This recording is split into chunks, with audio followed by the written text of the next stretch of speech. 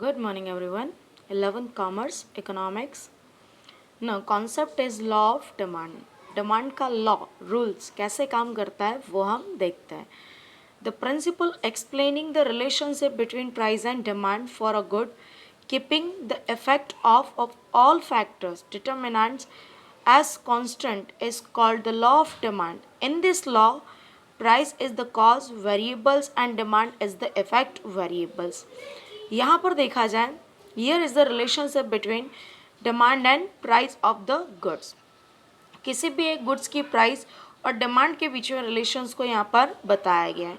Now in this relations and in this law, price is the cause of variables and demand is the effect variables. मतलब price में अगर कोई changes आता है जिसके कारण डिमांड के अंदर इफेक्ट देखने को मिलती है. This law was presented by professor Alfred marshals and it expresses an inverse relationship between price and demand, stating that उन्होंने बताया कि प्राइस और डिमांड के बीच में रिलेशनशिप कैसा होगा, इनवर्स, अपोजिट या उल्टा. When other factors influencing demand remain unchanged, price को छोड़ करके बाकी के जितने भी फैक्टर्स हैं जो डिमांड को इफेक्ट करते हैं, अगर वो सारे के सारे कांस्टेंट हो, उसमें कोई चेंज ना हो. If price of a goods falls, अगर गुड्स की प्राइस फॉल्स होती है, कम हो जाती है, it's a demand expands. And if price of a goods rise, it's a demand contracts. मतलब प्राइस जब लो हो जाती है तो डिमांड बढ़ जाती है, एक्सपांड हो जाती है, और प्राइस जब बढ़ जाती है तो डिमांड कैसी हो जाती है, कम हो जाती है, कॉन्ट्रैक्ट्स हो जाती है. So this is known as law of demand. When other factors remain unchanged, if price is false, demand is expanded, and if price of a goods is rises, it's a demand contracts. अब देखते हैं assumptions.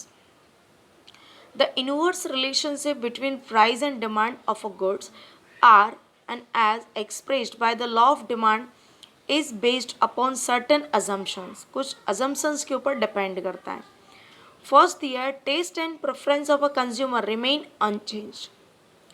Test and preference of a consumer remain unchange. ऐसा कभी हो सकता है? बिल्कुल भी नहीं. मोस्ट ऑफ कस्टमर का क्या होता है, टेस्ट एंड प्रेफरेंस हमेशा बदलता रहता है. किस मामले से? Related to price. बट अगर वो क्वालिटेटिव पर्सन्स होगा कि जिसको क्वालिटेटिव गुड्स चाहिए, तो वो कहीं भी रहे, किसी भी जगह पर रहे, वो हमेशा क्वालिटेटिव गुड्स को अफोर्ड करेगा. जिसके माइंड में होता है कि मुझे क्वालिटी से मतलब नहीं है बट चीप रेट में मिलना चाहिए, तो वो कहीं भी जाए या कुछ भी करे, तो वो हमेशा कैसा गुड्स फाइंड करेगा, जिसकी प्राइस सबसे कम हो. सेकंड आता है income of a consumer remain unchange. Income of a consumer जो चेंज नहीं होती है लेकिन फिर भी डिमांड के अंदर चेंजेस देखने को मिलते हैं.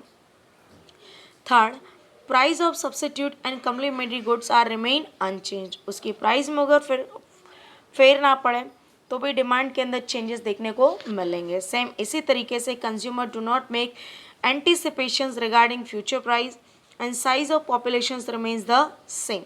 But here is on this all of these points says that with the help of demand they cannot change, but the demand is changed of goods. ये भले चेंज हो या ना हो, लेकिन गुड्स की डिमांड चेंज हो जाती है. Now, explanations of law of demand. We can explain law of demand with the help of schedules, diagrams and reasonings providing below. चलिए देखते हैं. देखिए यहाँ पे आपको शेड्यूल देकर के रखा है. Price of a milk and demand of a milk in litres. 50 rupees की प्राइस थी तो लोगों की डिमांड कितनी थी? 1 लीटर. 40 रुपीज़ की प्राइस होगी तो डिमांड कितनी हो गई? 2 लीटर्स. 30 रुपीज़ की प्राइस हो तो डिमांड हो गई 3 लीटर्स. 20 रुपीज़ की प्राइस हुई तो 4 लीटर और 10 रुपीज़ की प्राइस हुई तो 5 लीटर. यहाँ पे इनवर्स रिलेशनशिप है. जब प्राइस ज़्यादा थी तो डिमांड कैसी थी? कम. और जब प्राइस कम हो गई तो डिमांड कैसी हो गई? ज़्यादा. इसीलिए डिमांड कर्व का आप स्लोप देख सकते हैं कि शुरुआत से लेकर के एंडिंग तक का हमें पता चल रहा है कि अपवर्ड से डाउनवर्ड की तरफ जाता है. ऊपर जब प्राइस ज़्यादा होती है तो डिमांड कैसी? कम. लेकिन जैसे जैसे स्लोप नीचे जाता है वैसे वैसे डिमांड ज़्यादा होती है और प्राइस कैसी हो जाती है? कम. तो इसका जो स्लोप होता है वो अप टू डाउनवर्ड जाता है. चलिए आगे. The above diagram shows price of a milk on y-axis and demand for milk on x-axis.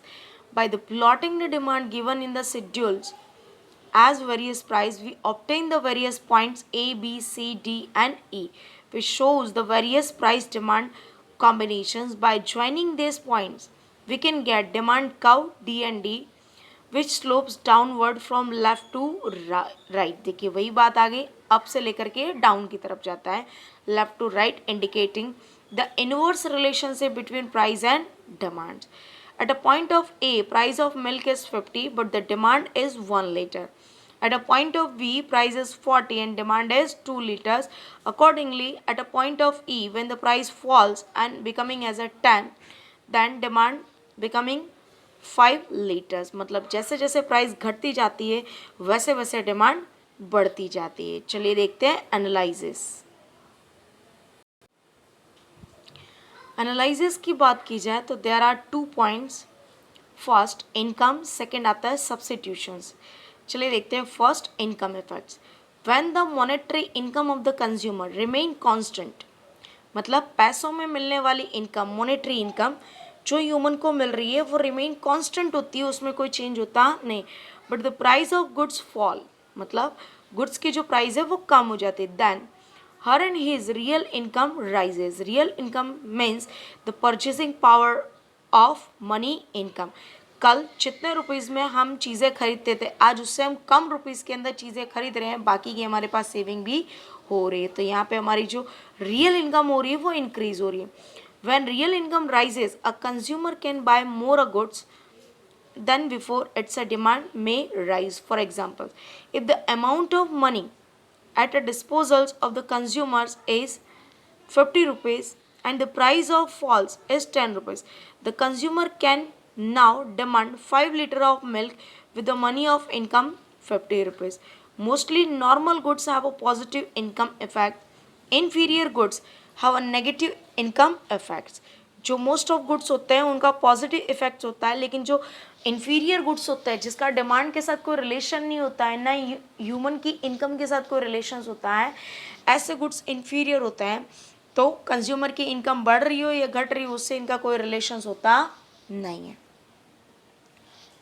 So for examples coals, food grains etc. So इस तरीके से किसी भी गुड्स की अगर प्राइस फॉल हो जाती है तो जितना हम परचेज करते थे आज हम उससे ज़्यादा परचेज कर सकते उतनी ही मनी के अंदर, मतलब हमारा उतने ही पैसे का जो परचेजिंग पावर है वो कैसा हो गया, बढ़ गया. नेक्स्ट आता है substitutions effect. When price of constant goods fall it becomes relatively cheaper than it's a substitute. अगर किसी एक गुड्स के प्लेस पर दूसरा गुड्स यूज़ में आता है तो अगर एक ही प्राइस घट जाती है तो वहाँ पर दूसरे की डिमांड भी क्या हो जाएगी, घट जाएगी. क्यों?